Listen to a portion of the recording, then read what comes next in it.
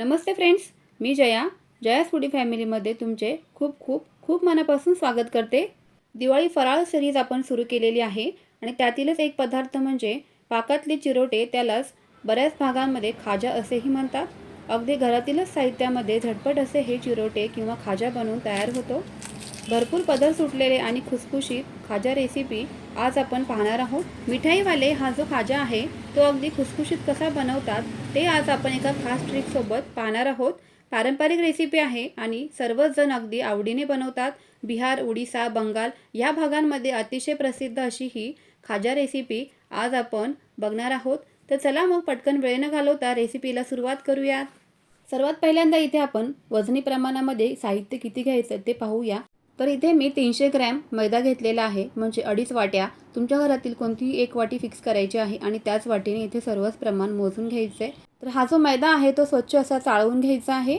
असा जो मैदा आहे चाळून घेतल्यामुळे मोकळा होतो आणि आपला जो पदार्थ आहे तो इथे खुसखुशीत बनण्यासाठी मदत होते। त्यानंतर इथे मी घट्टसर असं तूप घेतलेलं आहे, 2 ते 3 चमचे, म्हणजे 35 ते 36 ग्रॅम इथे तूप घ्यायचे। आता हा जो मैदा आहे तो एका मोठ्या ताटामध्ये किंवा परातीमध्ये असा काढून घ्यायचा आहे। त्यामध्ये चवीपुरतं मीठ घालायचं आहे, कारण कुठलाही गोड पदार्थ बनवला की त्यामध्ये मीठ घातलं तर चव त्याची आणखीनच खुलून येते। तर आपण जे इथे तूप मोजून घेतलं होतं 2 ते 3 चमचे, तर ते ह्या पिठामध्ये घालून घ्यायचे आणि सर्वच बाजूने असं जे तूप आहे ते या पिठाला चोळून घ्यायचे। तूप घालताना ते असं गरम नाही करायचं, कारण जेव्हा आपण एखादा खुसखुशीत पदार्थ बनवतोय तर त्यावेळेला त्यामध्ये घट्ट असंच तूप घालायचं आहे। ज्यावेळेस एखादा पदार्थ कुरकुरीत बनवायचा असतो तर त्यावेळेस त्यामध्ये कडक असं गरम मोहन आपण घालत असतो।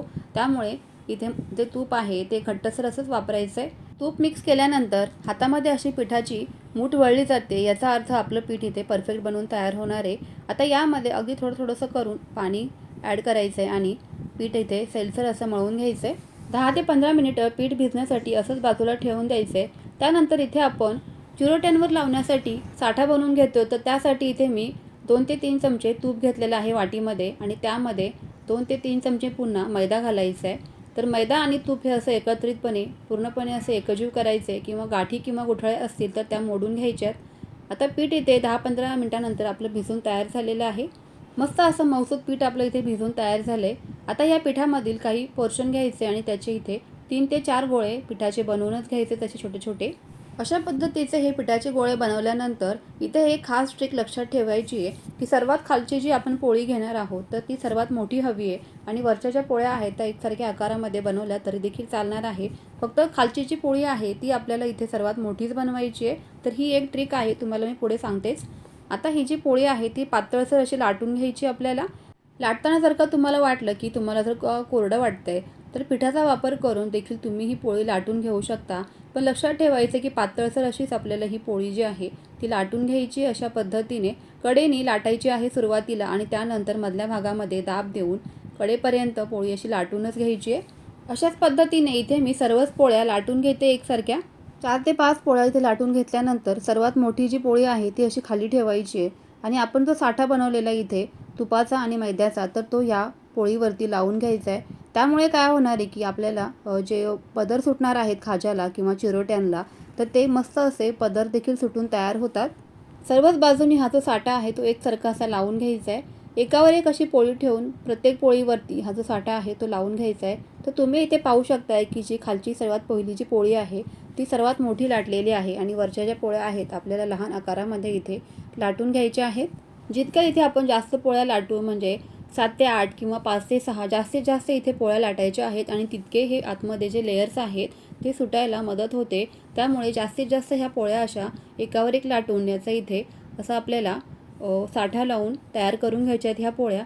आता त्यानंतर आपल्याला काय करायचे की हा जो रोल आहे तो रोल बनवून घ्यायचा आहे, टाईट असा एकदम घट्टसर असा हा रोल बनवायचा आहे। अगदी मध्ये कुठेच हवा किंवा गॅप असा राहता कामा नये, अशाच पद्धतीचा आपल्याला इथे रोल बनवून घ्यायचा आहे अगदी शेवटपर्यंत। जर का मध्ये हवा वगैरे राहिली तर जे चिरोटे आहेत किंवा जो खाजा आहे तो परफेक्ट असा बनणार नाही।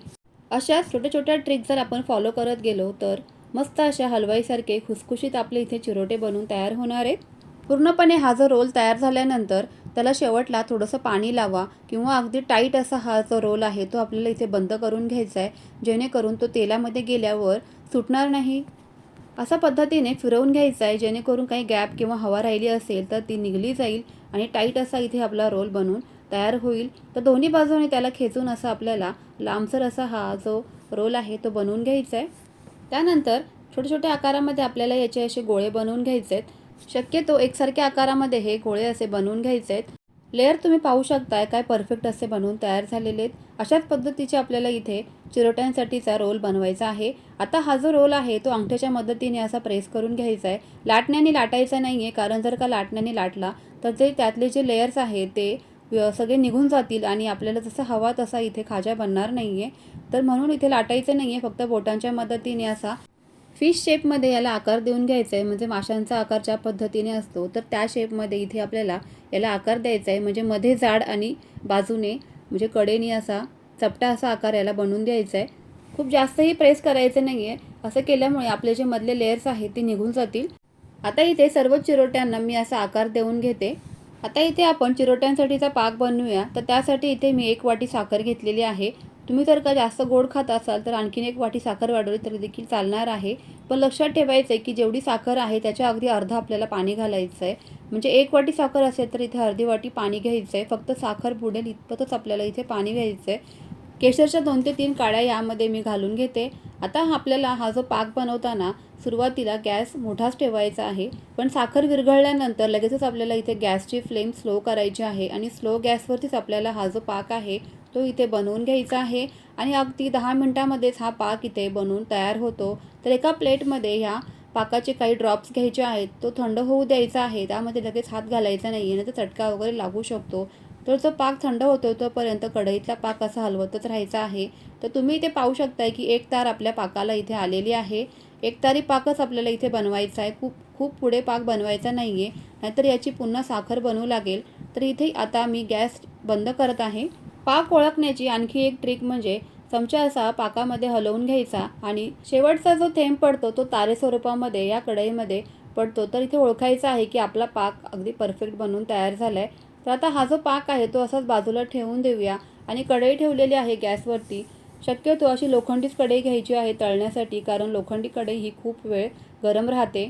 आता आपल्याला मध्यम तेल इथे गरम करून घ्यायचं आहे. तेल तापलं की नाही ते चेक करायचं आहे आणि त्यानंतर या तेलामध्ये आपण जे चिरोटे बनवून घेतले होते ते सोडायचे आहे. गॅसची फ्लेम स्लोच ठेवायची आहे तेल तापल्यानंतर, नाहीतर हे जे चिरोटे आहेत ते मध्ये कच्चे आणि बाहेरून असे करपले जातील. त्यामुळे अगदी आतपर्यंत आपण हे खूप जास्त लेयर्स बनवलेले आहेत किंवा पदर त्याला सुटलेले आहेत ते अगदी आतपर्यंत हे जे आहे ते शिजलं गेलं पाहिजे. त्यामुळे इथे गॅस अगदी मोठा नाही ठेवायचा, फक्त स्लो गॅसवरतीच आपल्याला हे करायचं आहे.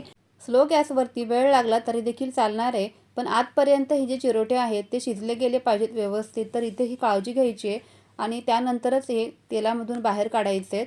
आणि बाहेर काढल्यानंतर लगेचच आपण जो पाक बनवलेला त्या पाकामध्ये हे गरम गरम जे चिरोटे आहेत ते घालून घ्यायचे आहेत. पदर काय छान सुटलेले आहेत चिरोट्यांना, तुम्ही इथे पाहू शकताय. तर कढईमध्ये सुद्धा असे चिरोटे घातल्यानंतर जे लेयर्सवाली बाजू आहे तर त्याला असं कलथ्याने प्रेस करायचे आहे, म्हणजे आणखीन याचे लेयर सुटण्यासाठी मदत होते. तर तुम्ही पाहू शकताय खूपच मस्त असे लेयर्स देखील सुटलेले आहेत आणि खुसखुशीत असे इथे आपले चिरोटे बनवून तयार झालेत. आता लगेच हे सगळे पाकामध्ये मी असे बुडवूनच घेते. गरम गरम आहे तेच लगेच ह्या पाकामध्ये असे घालून घ्यायचे आहेत, नाहीतर मग हा जो पाक आहे तो देखील थंड होतो आणि त्याची पुन्हा पुढे इथे साखर बनायला लागते. त्यामुळे गरम गरम पाक आणि हे चिरोटे आहेत तेच ही आपल्याला प्रोसेस अगदी पटापट करायची आहे. फक्त इथे लक्षात ठेवायचं आहे की आपण हे चिरोटे तळताना गॅस अगदी स्लोच ठेवायचा आहे आणि स्लो गॅसवरती अगदी आतपर्यंत खुसखुशीत होईपर्यंत हे चिरोटे आपल्याला इथे तळवून घ्यायचे आहेत. ही फक्त एक खास ट्रिक लक्षात ठेवायची आहे आणि त्यानंतरच तिथे चिरोटे तळायचे आहेत, नाहीतर मग वरून कडक आणि आतमध्ये असे मऊ राहतील हे चिरोटे आणि लगेचच हे मऊ पडायला सुरुवात होते. त्यामुळे अगदी आतपर्यंत खुसखुशीत होतील याची तुम्ही तळताना इथे काळजी घ्यायची आहे.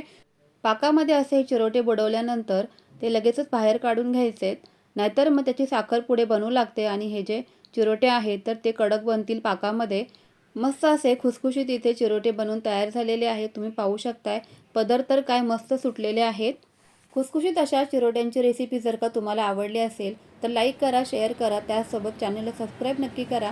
तुमच्या फ्रेंड्स आणि फॅमिलीसोबत ही रेसिपी नक्की शेअर करा आणि ह्या दिवाळीला तुम्ही ही अशी चिरोट्यांची रेसिपी बनवा. पाहुणे मंडळी आणि घरातील सर्वजण अतिशय खुश होतील. चला तर मग फ्रेंड्स, पुन्हा भेटूयात अशाच नवनवीन आणि सोप्या होणाऱ्या रेसिपींसोबत. तोपर्यंत always keep smiling and keep cooking. Bye bye friends.